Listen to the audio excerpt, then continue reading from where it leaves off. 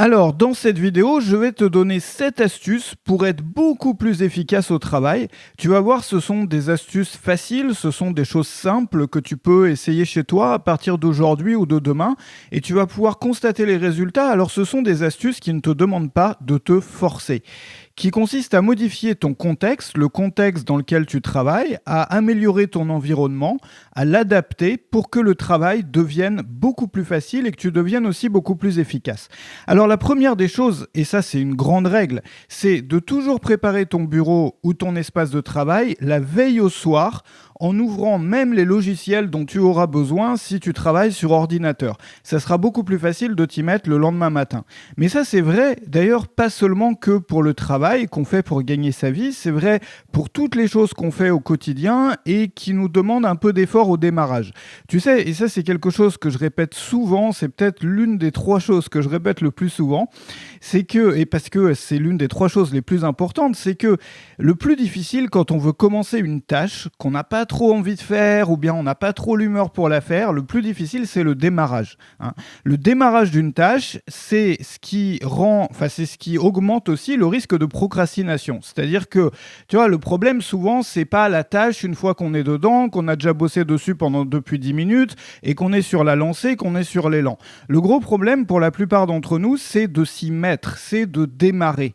Et tout ce qui peut être fait pour simplifier le démarrage du travail, le démarrage d'une tâche, c'est quelque chose qui va dans notre sens. Parce que plus on facilite le démarrage, moins on aura besoin de se forcer, moins on aura besoin d'énergie lorsqu'on s'y mettra. Tu sais, quand tu te lèves le matin, tu prends ton café, tu prends ton petit déjeuner, je ne sais pas comment tu t'organises à la maison chez toi, mais souvent, tu vois, tu mets du temps pour émerger. Si t'es comme moi, tu mets quand même un peu de temps pour émerger. Et donc, il te faut un certain laps de temps pour décider, bah voilà, maintenant je vais peut-être m'y mettre, ah bah non, j'attends 10 minutes, etc. Pourquoi ? Parce que finalement, souvent, on a moins la flemme de commencer. Le travail, souvent, on aime d'ailleurs son travail. Moi, j'adore mon travail, mais c'est le démarrage qui est tellement pénible. On se dit, ah, faut que je sorte le matériel, faut que j'ouvre mon application, faut que je fasse ceci, faut machin. Si tu travailles dehors, il faut que je m'habille, tout ça. Donc, prépare toujours ton bureau ou ton espace de travail la veille au soir en ouvrant même les logiciels dont tu auras besoin. Et si tu travailles à l'extérieur ou si tu sors le matin ou tu vas au travail ou au bureau, prépare tes vêtements aussi, prépare ton sac, prépare tout pour que le matin, tu n'aies plus qu'à prendre ton petit déjeuner et que le démarrage soit déjà fait pour toi, que tu aies déjà avancé là-dessus, que tout soit prêt. Tu sais, c'est pareil, quand on se lève le matin, c'est tellement agréable de se réveiller avec les vêtements qu'on va porter qui sont déjà là sur ta table, sur une petite table dans ta chambre ou sur une table de nuit ou dans ton je sais pas où, selon la façon dont tu t'organises à la maison. Tu as déjà tes vêtements qui sont pliés, qui sont prêts à mettre. C'est tellement agréable le matin. Tu sais, l'idée, ça s'applique aussi, cette idée, à toutes les choses. C'est-à-dire, quand on utilise un espace, on va le préparer pour la prochaine fois. Tu sais, par exemple, quand tu utilises ta cuisine, l'idée c'est quand on a fini la phase cuisine, on va tout ranger pour que la prochaine fois le démarrage soit plus agréable. Et c'est un peu l'inverse de ce que font beaucoup de gens qui sont toujours dans la précipitation, dans l'urgence, où jamais rien n'est prêt. Non, tu vois, nous on va prendre le temps de le faire. Je sais que parfois on est effectivement dans l'urgence, qu'on se dit j'ai pas le temps, tout ça, mais le bénéfice, il est tellement énorme et au final, on sera aussi beaucoup, beaucoup plus serein dans nos journées. Donc, prépare toujours pas seulement ton bureau et ton espace de travail, mais finalement tout ce dont tu auras besoin lors de la prochaine session. Tu sais, par exemple, moi, quand je fais des vidéos comme ça, des enregistrements audio, et je prépare toujours le soir mon micro, tout le matériel que j'utilise pour enregistrer, et j'ai même ma présentation que tu vois là à l'écran qui est déjà ouverte sur mon ordinateur pour que je n'ai plus qu'à cliquer sur enregistrer après mon petit déjeuner et puis c'est parti. Alors, d'ailleurs à propos de petit déjeuner, en prenant ton café le matin, alors ça c'est une super astuce, en prenant ton café le matin, visualise déjà dans ta tête le déroulement de ta journée et ce que tu auras accompli ce soir. Ça semble simple, mais ça aide énormément. L'idée, mais même si tu es quelqu'un, par exemple, qui aime bien faire de la méditation, c'est pas vraiment de la méditation ce que je te propose là, mais ça s'en rapproche, c'est de prendre 5 minutes au calme le matin. Alors, il y a des personnes pour qui le meilleur moment, ça va être juste après le lever. D'autres personnes, ça va être après le petit déjeuner, ou bien quand les enfants sont partis à l'école, ou tu vois, faut trouver un moment selon la façon dont tu t'organises. Et tu prends 5 minutes, tu mets un chronomètre, tu mets un compte à rebours, si tu veux, sur 5 minutes et tu visualises ce que tu vas avoir réalisé dans ta journée. Tu visualises les étapes de ta journée. Qu'est-ce que tu vas faire? Alors surtout plus que qu'est-ce que tu vas faire, qu'est-ce que tu vas accomplir? Tu sais, souvent, on n'arrive pas à s'y mettre. Pourquoi? Parce qu'on visualise dans sa tête la pénibilité de ce qui va venir. Tu vois, on se dit, ouais, il faut que je fasse ça. Et puis on dramatise dans sa tête. Tu vois, on se voit déjà en train de passer par les pires moments de la journée. Non, on va faire l'inverse. On va recadrer tout ça. Et je t'assure, ça c'est quelque chose, moi, que je fais pas tous les jours. Mais je le fais quand j'ai des journées particulières, dans les tu vois, des journées avec un gros programme ou bien des choses que j'ai pas trop envie de faire, mais qu'il faut vraiment faire. Je me mets à visualiser tout ça et surtout à visualiser la fin de la journée quand je serai content, quand je serai, tu vois, j'aurai accompli toutes ces choses-là, que je pourrai regarder derrière et me dire, regarde tout ce que j'ai fait aujourd'hui. Donc ça peut être une habitude quotidienne. En prenant ton café le matin, visualise dans ta tête le déroulement de la journée et ce que tu auras accompli ce soir. Alors on parlait d'ailleurs de chronomètre, tu sais, pour te mettre un compte à rebours quand tu fais ça, quand tu visualises un petit compte à rebours de 5 minutes et toujours un chronomètre à portée de main. Un chronomètre, c'est le meilleur outil pour devenir efficace. Tu en as un probablement sur ton téléphone. Si tu as une montre connectée ou même pas connectée, n'importe quel type de montre, choisis une montre sur laquelle tu vois même une Casio ou n'importe quoi, une montre sur laquelle tu as un compte à rebours. Moi, je pourrais pas aujourd'hui vivre sans montre qui n'a pas de compte à rebours parce que je mets des comptes à rebours pour tout, tu vois. Même quand je fais un thé, après quand tu cuisines et tout. Mais dans le travail, ça peut t'aider à t'y mettre vraiment à fond pendant une période de 30 minutes. Tu sais, on travaille. Alors ça, il y a des études scientifiques qui l'ont montré qu'on travaille toujours mieux par sprint ininterrompu. Et on est aussi beaucoup moins fatigué à la fin de la journée. Tu sais, beaucoup de gens, ils vont faire un peu de travail, un peu aller sur les réseaux sociaux, un peu de travail, après on repart un peu sur les réseaux sociaux. Et puis même dans leur travail, ils passent d'une chose à l'autre. C'est-à-dire qu'ils ont 3 projets en cours dans la même journée, ils passent de l'un, puis de l'autre, puis à l'autre. Parfois, on n'a pas le choix. Par exemple, si ton métier, c'est d'interagir avec les gens, il y a des personnes qui te passent des coups de fil tout le temps, tu dois toujours passer d'une chose à l'autre. Mais pour la plupart des gens, c'est pas le cas. Et étant donné que les scientifiques ont déjà montré à de nombreuses reprises qu'on travaille toujours mieux, et on peut le constater aussi quand on le fait, par sprint ininterrompu. C'est-à-dire tu prends 30 minutes dans lesquelles tu n'as aucune interruption, tu mets ton téléphone sur ne pas déranger, et tu t'y mets à fond, tu ne fais que ça.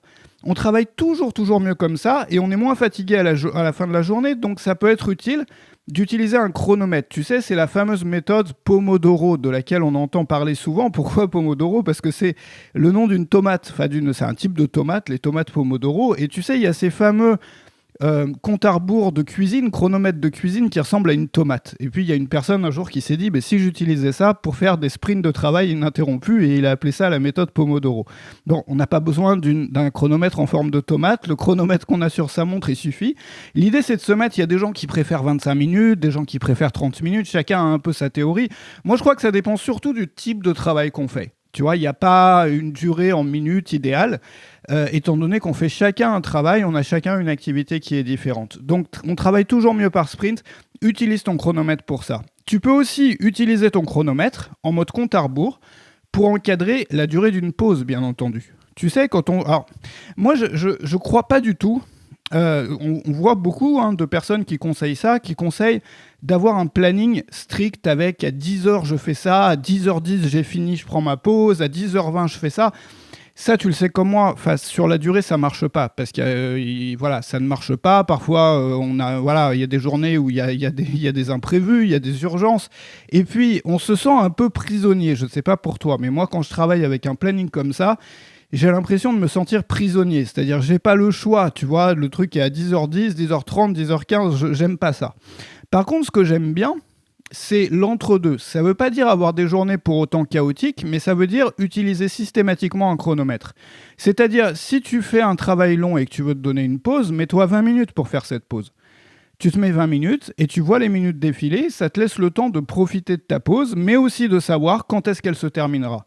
Et une chose que je fais aussi, que j'ai fait d'ailleurs tout à l'heure, à l'instant, c'est quand tu te lèves le matin, ou après ton petit déjeuner, ou après le déjeuner, tu te laisses 30 ou 40 minutes avant de démarrer. Ça, c'est quelque chose aussi que je répète souvent parce que ça marche vraiment, ça aide énormément. Surtout les indépendants, les personnes qui travaillent à la maison.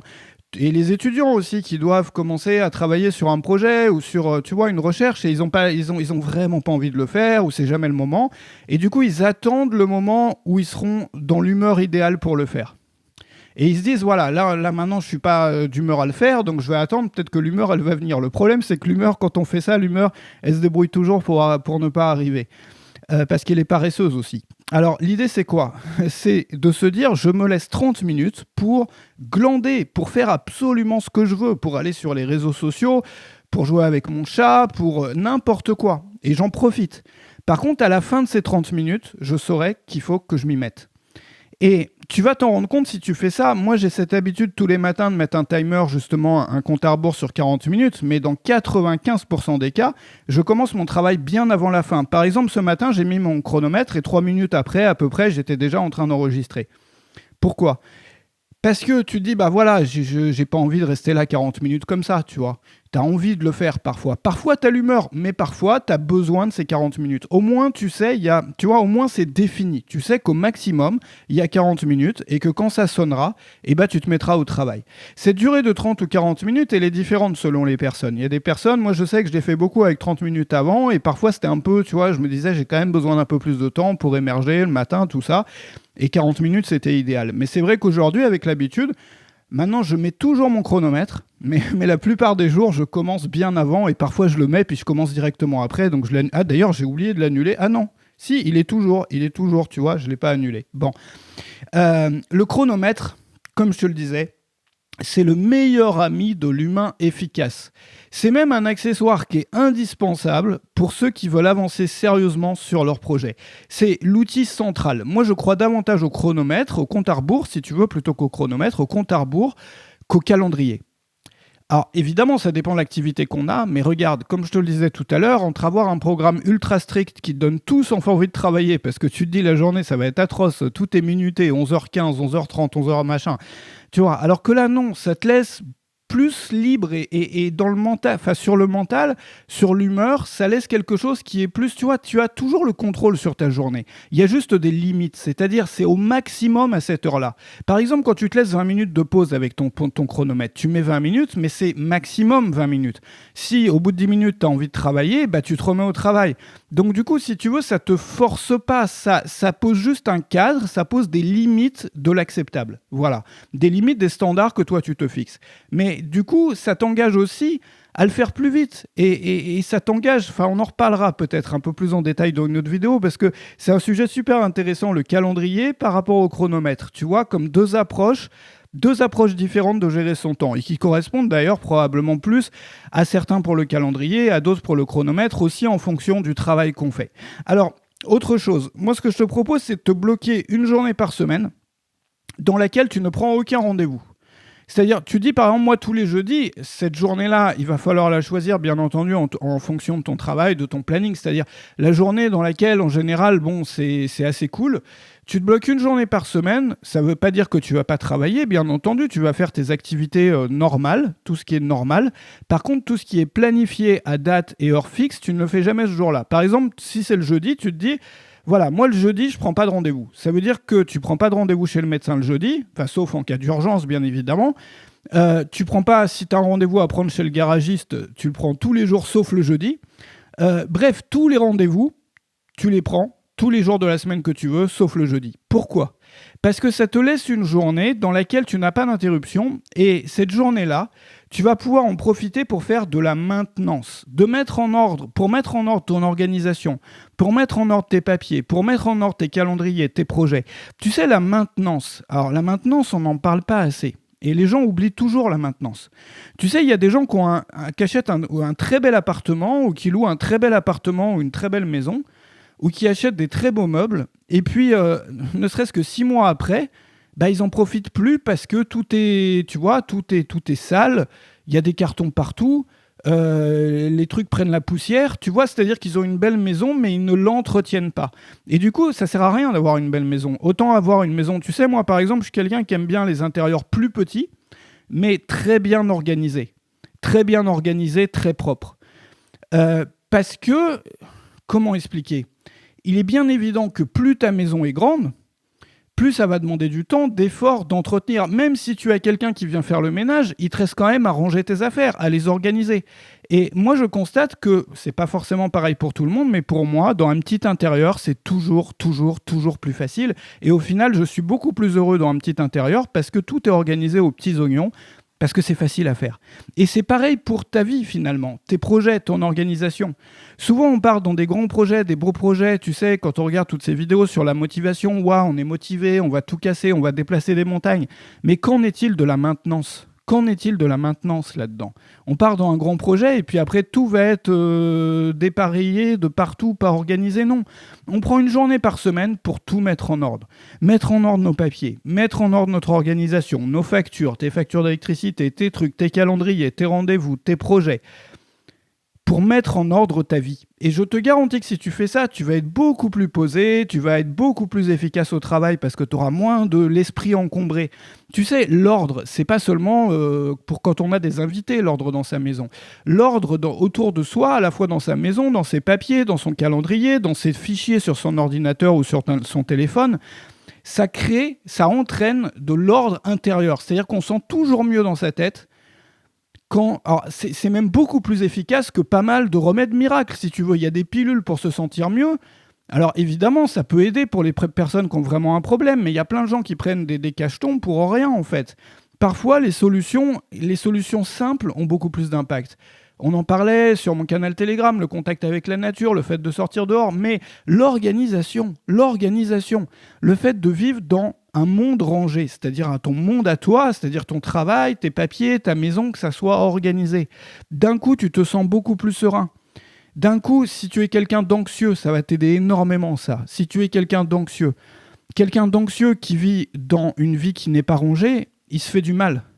Et la solution la plus facile, je ne te dis pas que ça va régler tous les problèmes, mais tu vas faire un chemin énorme, c'est de prendre l'habitude de vivre dans quelque chose de propre. Et le problème, c'est que les gens se disent « Oui, mais pour que ça soit propre, moi, j'ai pas le temps parce qu'il faut le faire tout, tu vois, il faut faire des grands ménages, il faut tout réorganiser tout le temps, une fois par mois, il faut faire un ménage de printemps, il faut ranger tous les... » Non, maintenance, ça veut dire le faire un petit peu au fur et à mesure. Et si tu le fais un petit peu au fur et à mesure, tu vas vivre dans une vie ordonnée, une vie rangée qui va te rendre serein, qui va te rendre calme et posé. Et si tu es quelqu'un d'anxieux, qui va te détendre enfin. Donc ça, c'est important de se garder cette journée-là. Et puis, une dernière chose, c'est de décider, alors tu vas voir, ça c'est optionnel, mais moi j'aime bien ça, de décider non pas d'un hymne national, mais d'un hymne matinal, ou en fait de ton hymne national à toi, si tu veux, de l'hymne national de ta journée. Voilà. C'est une chanson que t'aimes bien, une chanson qui, à chaque fois que tu l'écoutes, souvent c'est une chanson qui est liée à des souvenirs, des choses qu'on a vécues. Bon, t'en as une de chanson comme ça, probablement, ou peut-être plusieurs, moi j'en ai plusieurs. Une chanson qui te met de bonne humeur à chaque fois que tu l'écoutes. Quand tu l'entends, t'as envie de passer à l'action, t'as envie de déplacer des montagnes, enfin bref, t'as la pêche en fait. Et bien, tout simplement, prends l'habitude de l'écouter à fond tous les matins, juste avant de commencer à travailler. Tu te la mets à fond, si t'es un peu comme moi, t'aimes bien l'automatisation, tout ça, tu peux te faire un raccourci sur ton téléphone ou ailleurs. Tu peux même mettre un bouton, tu sais, avec les boutons connectés qu'il y a maintenant. Tu te mets un bouton, t'appuies sur le bouton, tac, ça va te balancer ton hymne matinal. Bref, fais ça comme tu veux, mais prends l'habitude de l'écouter à fond tous les matins, juste avant de commencer à travailler, et ça va te donner la pêche. Alors ça, c'est ce qu'on appelle un rituel. Un rituel, c'est quelque chose qu'on fait comme ça tous les jours, qui nous donne la pêche, ou bien qui signifie quelque chose pour nous. Et tu peux aussi décider d'autres petits rituels comme celui-ci qui peuvent t'aider, qui peuvent ponctuer tes journées. Et alors, les rituels, ce qui est pas mal, c'est de les mettre dans les phases de transition de la journée. Par exemple, quand je me mets au travail, quand je rentre chez moi, avant de me coucher. Tu vois, on parlait tout à l'heure du rituel du matin de 5 minutes, de visualiser la journée qui vient. Ça, par exemple, c'est un rituel. Voilà. Donc, je te laisse réfléchir à ça. Je t'ai préparé une fiche PDF qui est dans la description où tu vas retrouver tous ces conseils. Alors, ce que je te conseille, si tu suis mes vidéos, c'est de te faire peut-être un petit classeur ou un dossier dans lequel tu gardes les fiches PDF. Comme ça, tu vas pouvoir y revenir tranquillement et puis les archiver, les garder.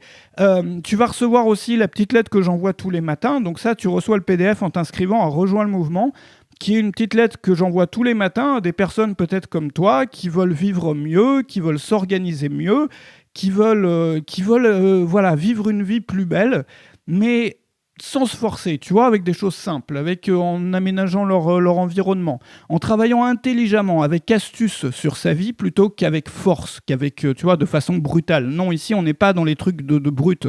Ici, on est dans les petites optimisations qui donnent un effet énorme au final sur la vie. On est dans l'astuce par rapport à la force. Bon.